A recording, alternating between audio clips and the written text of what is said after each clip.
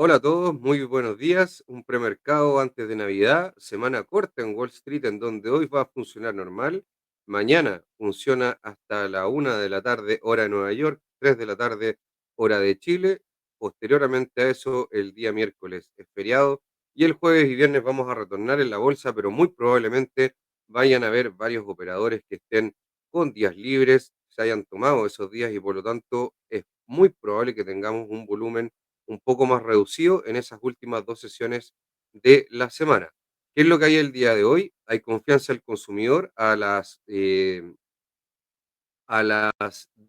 del día de Chile, 10 de la mañana en Nueva York, media hora después de la apertura de la bolsa. Y por ahora, el rally Navidad está un poco frenado por todo lo que ha pasado con Jerome Powell y vamos a ver qué es lo que pasa el día de hoy y el mediodía de mañana y posteriormente a los 2 días de cierre para ver ya cómo vamos cerrando el año, porque posteriormente a eso vamos a tener solamente el lunes y muy probablemente un mediodía del día martes y luego ya se nos acaba el año.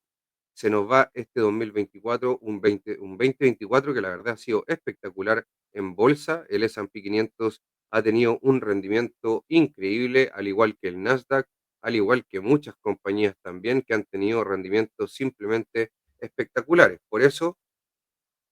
vamos a hacer dentro de estos días un recuento de qué es lo que fue este año y qué es lo que se espera para el próximo año.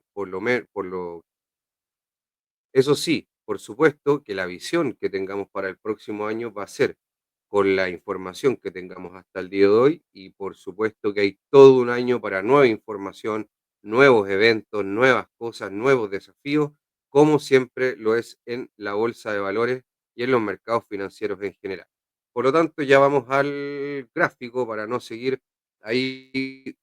explicando cosas y hoy día, como les dije, tenemos confianza del consumidor y el DXY, nuevamente el índice del dólar contra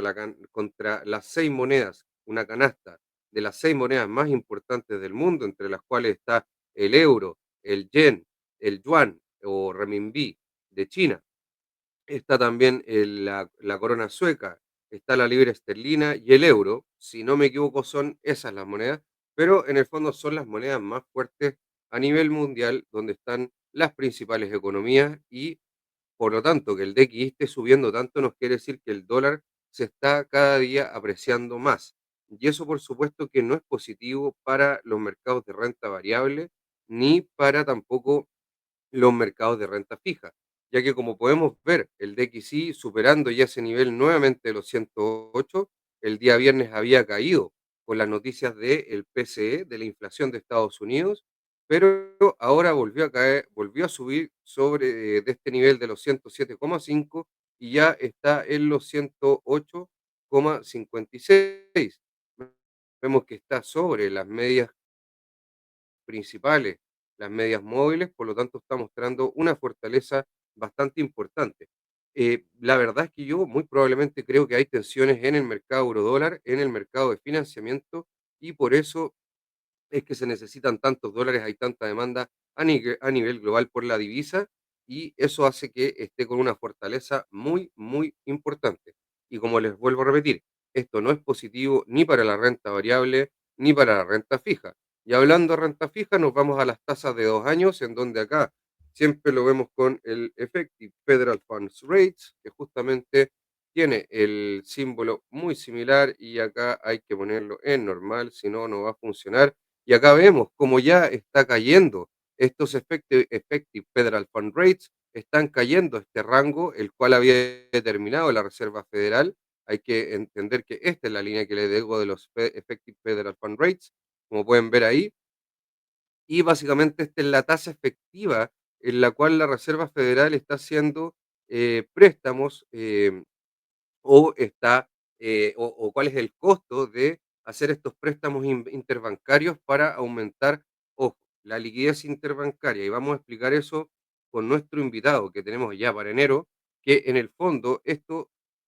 existe solamente dentro del sistema interbancario y no necesariamente, a menos que sea a través de créditos o de gasto fiscal, salga a la economía real. Bueno, No quiero entrar en detalles con eso, pero va a ser un tema muy importante para explicarles cómo funciona el tema de los bancos centrales, el crédito, la inflación, el gasto de los gobiernos, etcétera. Todo lo que es macroeconómico lo vamos a revisar ahí con nuestros invitados y también vamos a hacer un par de capítulos especiales para poder explicar eso, ya que hay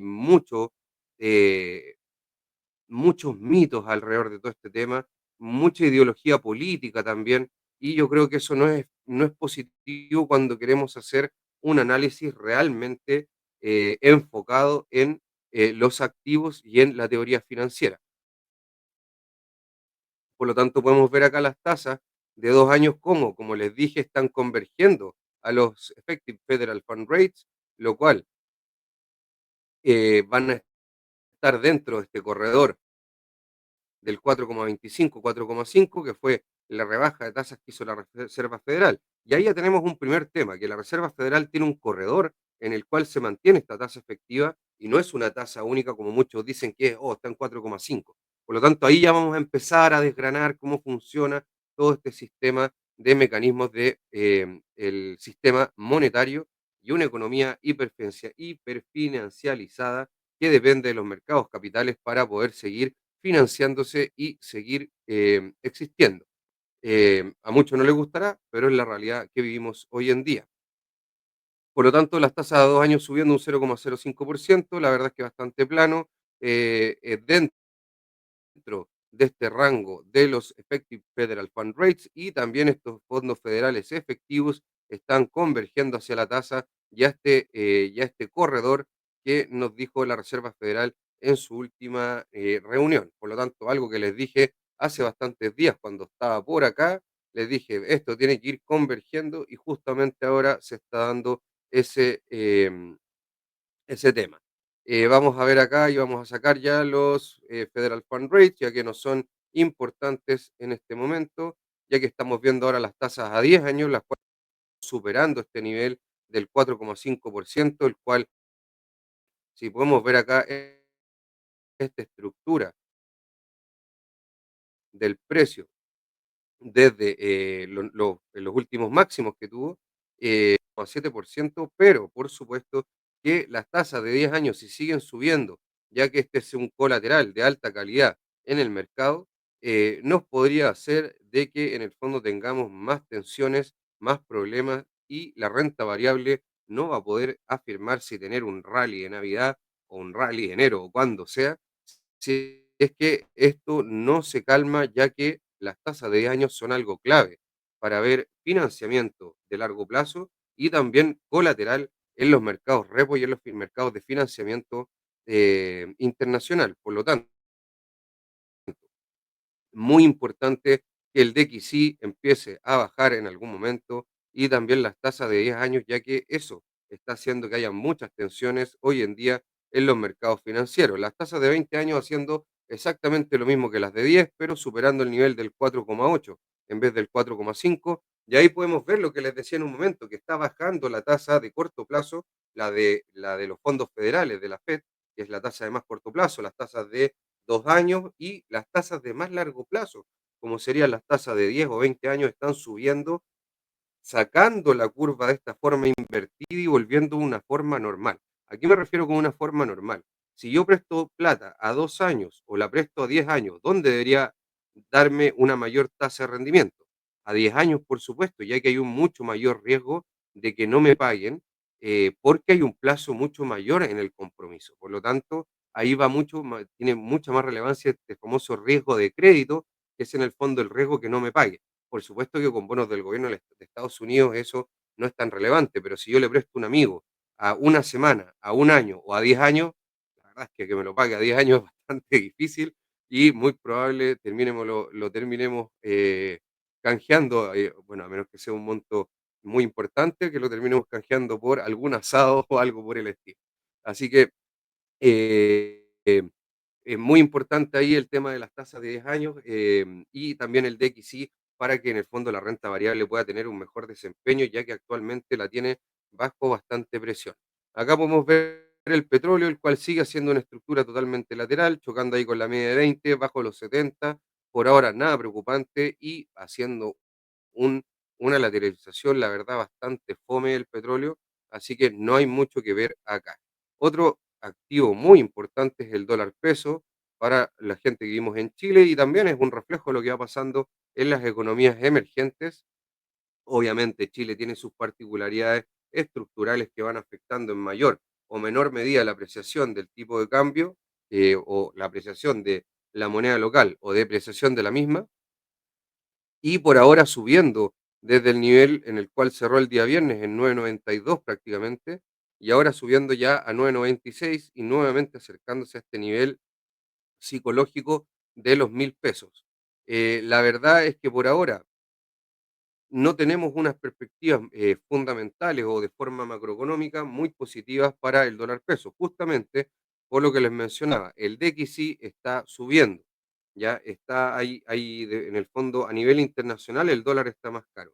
Las tasas a 10 años de la Reserva Federal están subiendo, por lo tanto también hay un tema de colaterales que hace que estos mercados tengan tasas de financiamiento más caras. Hay que entender que el dólar no es solamente una moneda de intercambio a nivel internacional, sino que también es una moneda de financiamiento y es la moneda en el cual hay un mercado de bonos con la mayor profundidad del mundo, que es justamente en Estados Unidos, y ese mercado es en dólares. Em, Tampoco por el lado de China tenemos buenas perspectivas, ya que China, podemos ver o lo revisamos en alguna edición, no la tengo ahora a mano, pero las tasas de China de largo plazo y las de 2 años están cayendo de forma muy abrupta. Tiene bastantes problemas China económicos deflacionarios y también tiene problemas de exceso de deuda por estímulos anteriores, ya que en Occidente cuando se hicieron estímulos monetarios agresivos, como fue en el 2008, y después en la crisis del COVID, que fue cuando se hicieron los estímulos monetarios más agresivos en la historia de la Reserva Federal, pero en general en Occidente los balances se fueron em, consolidando, digamos, con una deuda a la baja, sobre todo en el sector corporativo en Estados Unidos, ya que a lo mejor aumentó un poco la deuda pública, pero no la corporativa. Pero en cambio en China eso no sucedió y las dos veces que han hecho grandes estímulos monetarios, no después han tenido esta mejora en los balances. Por lo tanto, hoy en día, como yo les decía, estamos en una economía hiperfinancializada y muy dependiente de los mercados capitales, en donde uno de los elementos principales es la liquidez. Y para poder obtener liquidez cuando ésta se acaba, tienes que refinanciarte. Y para poder refinanciarte, tienes que tener balances que te permitan poder seguir refinanciándote. Si tus balances no son sólidos, no vas a poder obtener más financiamiento. Y justamente eso es lo que le está pasando hoy en día a las compañías en China y los estímulos monetarios que ha presentado el Partido Popular Chino y el gobierno, perdón, y el Banco Popular de China no han sido lo suficientes para poder apuntalar a la economía ni tampoco para entusiasmar a los mercados. Ahora, yo creo que esto no es un problema de estímulo, sino que es un problema un poco más estructural, pero eso ya es harina de otro costal y es otro tema. Por lo tanto, acá el dólar peso, como les decía, con una China débil económicamente, no va a haber una demanda de cobre, ya que es el principal comprador, excesiva que haga que el precio del metal suba. Y además, cuando sube el cobre, perdón, cuando sube el dólar, el cobre tiende a bajar. Por lo tanto, vamos a tener un menor ingreso de dólares por cobre y vamos a tener en el fondo un dólar más caro a nivel internacional, lo cual afecta negativamente al dólar peso, al tipo de cambio. Si va a llegar a los 1.000 o los va a superar, no lo sé y es muy difícil saberlo. Pero hasta ahora la tendencia tiende a decir, por factores fundamentales, que es al alza y el peso debería depreciarse, no apreciarse. Ahora vamos a volver un poco con la- las bolsas en las cuales, miren, acá podemos ver los valores principales en cuanto a lo cuantitativo o a niveles de opciones en el índice, en donde vemos que el 5.800 fue un nivel clave, sobre todo en las últimas caídas y en la apertura del día viernes. Después viene el 5.850 y el 5.800 como niveles también relevantes. Acá el 5.995 cerca de los 6.000 como el volatility trigger diario, el 6040 como el volatility trigger principal y el 6055 hoy en día como la call wall más importante, ya que el 6100, que está más arriba y todavía existe, no lo tengo marcado, ya no es tan relevante debido a que nos alejamos de esa zona y primero habría que superar todos estos niveles para volver a buscar una ruptura de la zona de los 6.100. Por ahora, un premercado lateral bajista, nada muy positivo. Como les dije, viene la confianza del consumidor. Acá podemos ver cómo se ve el índice en gráfico de 15 minutos con la VWAP diaria, en la cual está bajo la VWAP, y la verdad es que de las 7 de la mañana ha venido con un desarrollo en premercado bastante negativo, ya que antes se encontraba bastante más optimistas en el desarrollo de la sesión tanto asiática como europea. Vamos a ver qué es lo que pasa hasta la apertura. Acá lo mismo pasa con el Nasdaq 100. Vamos a sacar un poco esa figura de un posible gap. Acá también haciendo exactamente lo mismo, un poco más fuerte, la tecnología subiendo un 0,22%, pero con un desarrollo bastante bajista desde, claro, también más o menos la misma hora, 7 de la mañana, en donde cayó de la VWAP, vino acá a chocar nuevamente con esta zona, pero no la resistió y cayó con esta vela a las 10:30, bastante importante. Como les digo, hay confianza del consumidor y esto podría ser positivo para las bolsas en caso de tener un dato positivo, pero obviamente que todo esto depende de qué es lo que vaya sucediendo en el desarrollo del mercado. Ahí como podemos ver, algo más se está firmando el S&P 500, llegando los futuros casi al cero plano, pero obviamente con este desarrollo al último, a última hora, a últimas horas, que no ha sido el ideal. Em, Acá podemos ver cómo el día viernes, el Russell 2000 está en cuanto a velas diarias, está bajo la media de 20 sesiones, bajo la media de 100. De hecho, acá trató de superar la media de 100 sesiones, pero no pudo y se transformó en, en una, eh,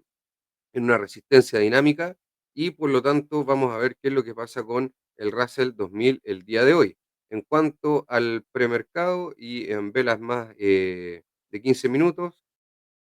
acá podemos ver cómo tuvo y al igual que el S&P 500 y el Nasdaq, una liquidación acá en torno a las, no, esto fue un poquito antes, pero empezaron las caídas, acá no alcanzó, acá tampoco alcanzó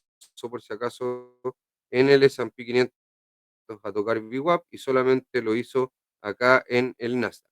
Y podemos ver cómo el S&P 500 el día viernes cerró con una subida del 1,09%, el S&P 500 equiponderado subió un 1,4% y eso por supuesto que es positivo, ya que nos dice que hubo una amplitud de mercado positiva y no solamente fueron las grandes tecnológicas las que impulsaron el carro. De hecho, esto también se va reflejado en el Nasdaq, el cual subió un poco menos que el S&P 500 y ahí se puede ver que estuvo un poco más débil y no fue el que impulsó esta vez el carro.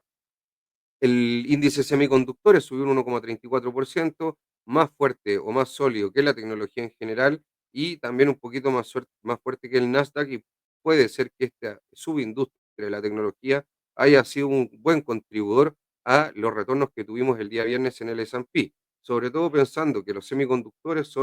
es un sector y son empresas bastante sensibles a las tasas de interés, por lo tanto bastante sensibles a lo que pueda decir o pueda hacer la Reserva Federal y también, obviamente, que los datos de inflación, de empleo y de crecimiento que impactan sobre todo en las tasas. Por lo tanto, es esperable que ante el buen dato que recibimos el día viernes, el índice de semiconductores SOX estuvo bastante positivo. El Russell 2000 cerró con un 0,94%, un poco lo mismo que estábamos diciendo con el índice SOX, ya que las small caps son bastante sensibles también a las tasas y por lo tanto, eh, que éstas tengan unas caídas o por lo menos no estén con tanta tensión o subiendo, por supuesto que para el Russell es bastante positivo. El Bitcoin, como podemos ver acá, la verdad es que bien plano, está haciendo un desarrollo bien plano, lo podemos ver acá como el desarrollo, perdón, ahí bajo los 100.000 en 95.200 dólares, con una caída acá bastante importante desde que llegó a esta zona de los 108 de media de 20 sesiones, pero vamos a ver si reafirma en esta zona de los 95.200 dólares para volver a subir el Bitcoin. Acá podemos ver en 15 minutos un poco lo que les decía, en donde viene cayendo acá de estas zonas de los 108.000, en donde acá se mantuvo un poco sobre los 100, cayó, volvió casi a tocar esta zona, cayó y ahora nuevamente está tratando de luchar ahí contra la VWAP, la cual no la puede superar, pero ojalá que venga nuevamente a buscar una zona más arriba. El resto del mercado cripto, la verdad es que bastante positivo. Podemos ahí ver Ethereum, cómo está subiendo un 1,83% sobre la VWAP y va a estar mostrando una estructura mucho más fuerte en el cual subió, va sobre la VWAP, cae, rebota, vuelve a tocarla acá y vuelve a rebotar al alza. Por lo tanto, está haciendo un, eh, un soporte dinámico bastante importante, la VWAP en monitoreo intradiario. Acá lo mismo con Solana, haciendo una estructura bien parecida, pero con unas perforaciones a la VWAP un poco más notorias, pero luego también va al alza, por lo tanto ahí muestra un poco de fortaleza. Cardano haciendo un poco lo mismo, un poco más de debilidad que el resto, y de hecho justo se ve ya que Ethereum está subiendo un 1,89%, Solana un 2%, Cardano un 0,6%, Dogecoin. La podemos ver ahí que está justo en zona de superar la VWAP, vamos a ver si puede, subiendo un 0,42%, Pepe, acá haciendo, miren, un desarrollo muy lateral Pepe, eh, también pasando un poco la VWAP, más debilidad cuando la traspasa a la baja y subiendo un 0,5% y XRP el único negativo, pero prácticamente plano, en menos 0,1% sobre la VWAP y por lo tanto el mercado cripto está empezando a despertar y ojo que puede ser que despierte el mercado cripto, sobre todo Bitcoin, sea un indicio de que vamos a tener unos días más risk on y por lo tanto podríamos en el fondo tener subidas en los activos de riesgo. Podría ser un proxy de lo que quiere hacer el mercado con la renta variable. De hecho, como podemos ver ahí, ya el S&P 500 está casi en cero y el Nasdaq un poquito más fuerte, pero obviamente aún le falta. El oro está siendo importante y es mercado por lo menos hasta el otro año. De hecho, esta semana no hay mucho más allá de la confianza del consumidor. Hay un dato de Initial Jobless Claims y alguna que otra cosa por allá, pero la verdad es que nada muy relevante tampoco en lo macroeconómico. Por lo tanto, todas estas incertidumbres se están despejando y ya está quedando, sea bueno o malo, pero con la información que tenemos ya hasta el cierre de año. El VIX está subiendo un 2,56%, rebotando acá en la media de 100 sesiones. Ojalá que no supere este nivel de 20, ya que nos podía empezar a preocupar con una caída muy interesante el día viernes, tal como lo habíamos dicho cuando mostramos esas flechas, en las cuales venían caídas después de estos spikes que tiene el VIX. La vamos a analizar desde una perspectiva de mercados monetarios y fontanería financiera con nuestro invitado de principios de enero, ya que justamente estuvimos hablando el fin de semana de esto y el comportamiento que tiene el VIX y también las liquidaciones en las bolsas son justamente reequilibrios de cartera en los portafolios de inversores importantes en los cuales su perspectiva de riesgo no era la adecuada y tuvieron que rebalancear con esta nueva información que dio acá la media de 20 sesiones, aún en un nivel bastante bajo, pero aumentando un poco la volatilidad esperada para la renta fija. Y ya revisamos las otras cosas, por lo tanto, ya con estos resultados de empresas tampoco. Y como les digo, esta semana tenemos a las 10:30, tuvimos bienes durables, en órdenes de bienes durables, el cual fue negativo, menos 1,1%, con un dato previo del 0,8%, como les dije yo, en bienes durables, inmobiliarios y manufactura, son sectores que están en contracción dentro de la economía norteamericana, pero es la menor parte de la economía en donde están en expansión por el PMI. Luego de eso tenemos órdenes de bienes durables nuevamente el día martes 29, Tenemos New Home Sales, ventas de casas nuevas, de viviendas nuevas, el día martes 24, como les dije. Se cierra temprano la bolsa y después el día jueves 26 tenemos nuevamente Initial Jobless Claims y tenemos inventarios de petróleo. Por lo tanto, como les decía, no hay mucho ya esta semana de datos macroeconómicos y el día lunes tenemos para ir cerrando ya el año eh, datos de PMI de Chicago. Por lo tanto, ya en la macroeconomía no hay mucho que decir, ya en resultados tampoco ya hay mucho que puedan decir los bancos centrales y nos vamos quedando con pocas noticias y catalizadores en el mercado. Con eso vamos cerrando, que estén bien. Nos vemos el día de mañana en Análisis de Estrategia, va a ser más cortito y obviamente vamos a analizar lo que se pueda, ya que estas semanas son un poco más tranquilas, ojalá que así lo sean y no tengamos turbulencias innecesarias. Y ya cerrando con eso, por supuesto, desearles felices fiestas, que estén muy bien, que disfruten con sus familias, con sus cercanos, con quienes ustedes quieran, que tengan una muy linda Navidad. La verdad es que los regalos y todas esas cosas no lo importante es que le entreguen buenos momentos a su familia, que estén con sus hijos, que en el fondo sean fechas para recordarlas con alegría y también el año nuevo para disfrutar y celebrar, sacarse todo lo malo que puede haber pasado en el 2024 y recibir con esperanzas un nuevo 2025. Así que les deseo lo mejor, que estén muy bien y nos estamos viendo. Chau, chau.